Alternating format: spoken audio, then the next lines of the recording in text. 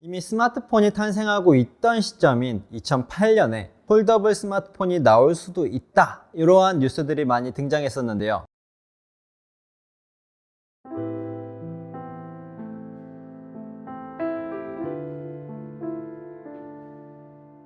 올해가 2021년도 벌써 3개월밖에 안 남았는데 그 3개월 동안 주식 시장을 어떻게 보시나요? 선을 넘는다라고 하면 이 박스 하단을 굉장히 크게 이탈하거나 하는 공포심이 들 수도 있을 것 같다.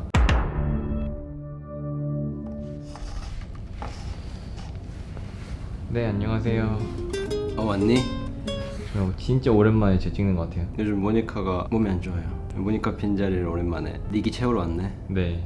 일단 저희가 살짝 늦었는데 9월 FOMC 리뷰를 한번 해봐야 하잖아요. 그치, 요즘 센스가 많이 바뀌었으니까. 원래 그 파월 의장님께서 인플레이션에 대해서는 경기 회복하는 과정에서의 그 일시적인 거다 그랬었는데, 이제 갑자기 이번에 FOMC에서는 이제 인플레이션이 오래 갈 것 같다 라고 하시면서 11월부터 테이퍼링 시작하겠다라는 뜻을 이제 넌지시, 빠르면 내년에 금리 인상도 가능하겠다 싶더라고요, 보니까. 맞아. 단순하게 생각하면 주식시장이 좀 악재 아닌가요? 그치, 지금 호재라고 불릴 만한 요소는 사실 하나도 없다. 얼마만큼의 악재인가를 이제 판단해야겠지. 생각보다 금리 인상의 폭이 적고 기간 자체가 짧다라는 것, 명목금리가 상승한다는 거는 현금을 들고 있는 사람들이 더 많은 보상을 받게 되는 것이잖아. 그러다 보면 주식시장은 자연스럽게 그에 비례하는 만큼 하강하고, 근데 지금 현재 미국에서 할 수 있는 이 상한선이 굉장히 정해져 있다라는 거지. 금리를 올릴 수 있는 상한선이요? 2008년, 2009년 금융위기 때는 2에서 3%의 금리까지가 상단선이었고, 10년이 넘게 지난 지금 시점에서 거의 그거의 반이 되는 0.5에서 1.5가 이제 금리의 최상단선이라는 거지. 되게 작네요.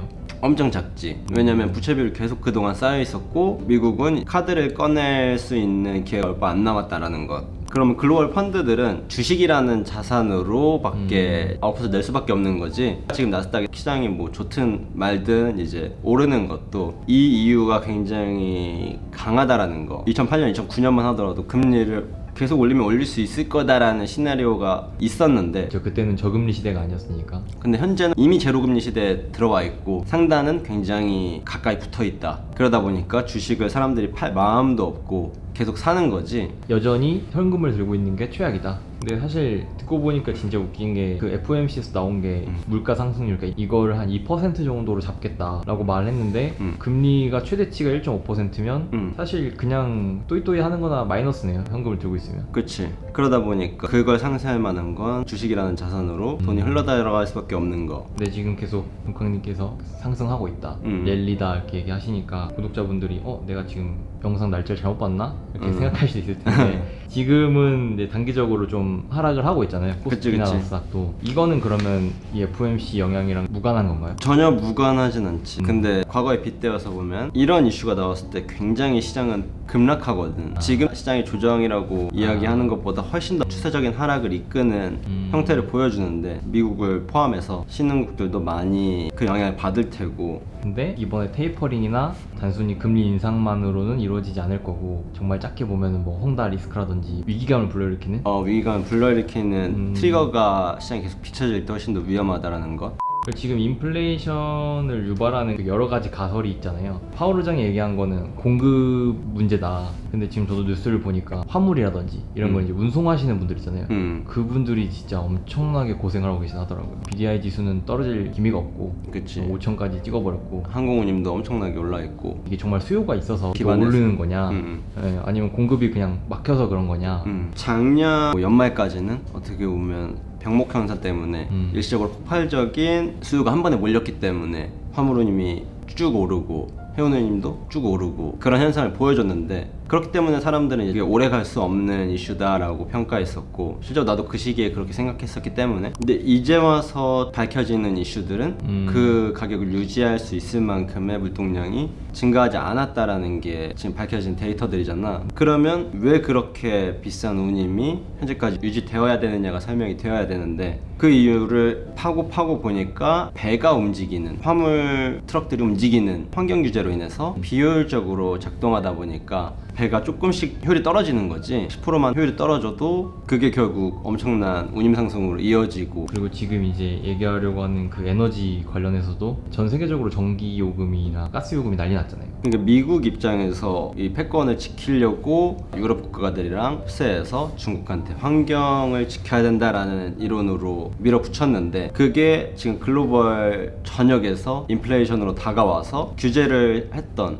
그 국가들의 목을 죄고 있는 현재 상황이 지금 벌어지고 있는 거지. 중국 이야기를 조금 더 해보면 지금 중국이 엄청 전력난을 겪고 있잖아요. 근데 이게 결국 석탄이 부족해서 라고 좀 단순화시킬 수 있는데 중국은 아직도 에너지의 거의 절반 이상을 이제 화력 발전으로 얻고 있는데, 이게 호주와의 외교 갈등으로 약간 중국이 배짱을 놨다가 지금 조금 된통 당하고 있는 상황이잖아요. 지금 좀 듣기로는 뭐 일주일 남았다 이 정도 말까지 나오던데, 정말 이게 가능할까요? 진짜 중국이 막 전기가 부족해서 공장이 다 멈추고 그럴 수가 있을까요?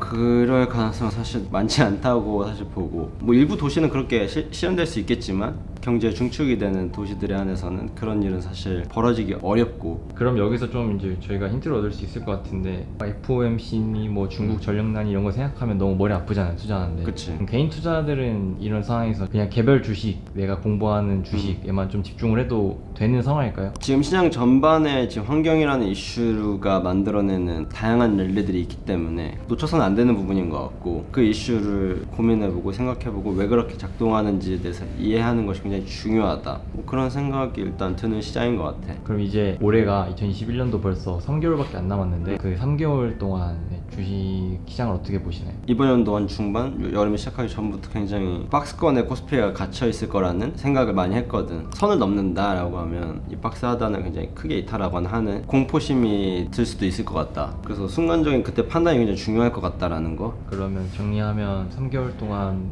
박스권에 갇혀 있을 거다라고 기본적인 생각은 하고 계시지만, 혹시나 이제 박스권을 이탈하면 위로 뚫으면 너무 좋은 거고, 아래로 이렇게 뚫을 경우에는 그때 가서 다시 한번 대응을 고민해 보시겠다. 그 안에 박스 안에서의 흐름은 사실상 우리가 엄청 집중해야 되는 포인트는 아니거든. 물론 나는 직업적으로 투자를 하기 때문에 그 안에서의 흐름에 대해서 예민하게 반응해야 되겠지만, 대부분의 우리 개인 투자자들은 이런 흐름에 익숙해질 필요가 있다라는 거. 그게 가장 중요하고, 그리고 내가 갖고 있는 주식이 지금 시장 환경에서 어떤 포지션에 위치하고 있는지를 점검하는 게 우리가 해야 될 일이지, 하루하루 일일비하는 것은 우리가 해야 될 일이 아니다라는 거. 그게 아마 개인 투자자분들이 가장 중요한 포인트가 아닐까. 내 주식이 한번 떨어져 어떡해, 내일은 또 오를까, 이런 고민은 장기적으로 내가 더 잘할 수 있을까에 대한 고민이 먼저인 것 같다. 여기 있습니다. 저는 또 다음 시간에 뵙겠습니다. 안녕.